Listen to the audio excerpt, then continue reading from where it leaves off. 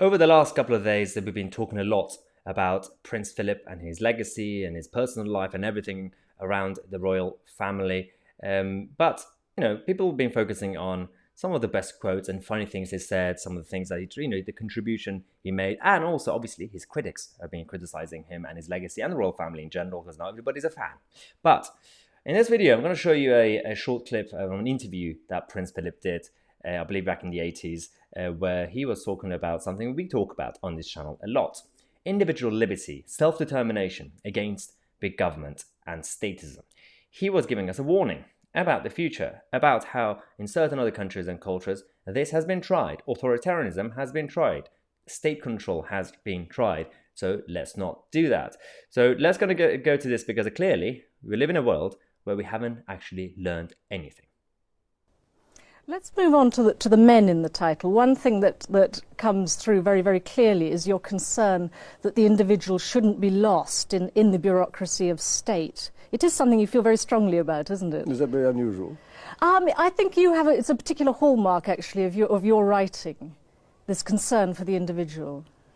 Before I answer, did you notice what he said? Is this unusual? And this is the problem that we have. What we believe in, the values of self-determination and individualism is not a norm anymore, apparently, in the West. And, if someone comes out, like Prince Philip, like Margaret Thatcher, like Milton Friedman, talk about these sort of things, then, ooh, that's radical thinking. Well, I mean, you've only got to travel about and you've only got to see what has happened in other countries and what the consequences of dictatorships. In a sense, the philosophy that individuals are there for the sake of the state, and I think that seems to be wrong to me. It seems to me the state is there for the sake of the individual. People they've got very good intentions. They feel that they know better, but in a way, I don't think if you have a system in which people are not actively involved and when I say actively involved, are not considered in any way, as if the significance is the individual's inner state rather than the state is more important. Wow.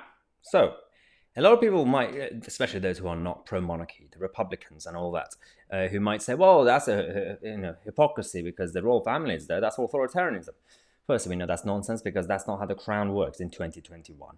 The constitutional monarchy has completely changed the way the system works. We don't have absolute monarchy anymore. You might not like the fact that there's an elitist royal family at the top. And that's a very Western European culture, the politics of envy, that we don't like people who are more successful, even by luck, because they're born into it.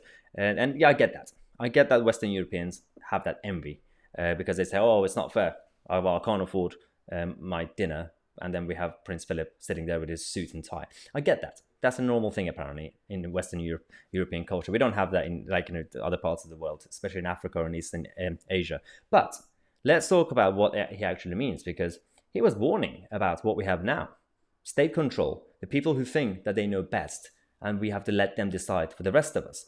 This has been tried, as he said. Yet, we are doing the same thing all over again. You always keep saying that it's in the public interest that people should behave in a particular way. You end up by being pushed around because somebody decides that I know what the public interest is, you don't. Therefore, you're off to prison or whatever. You say...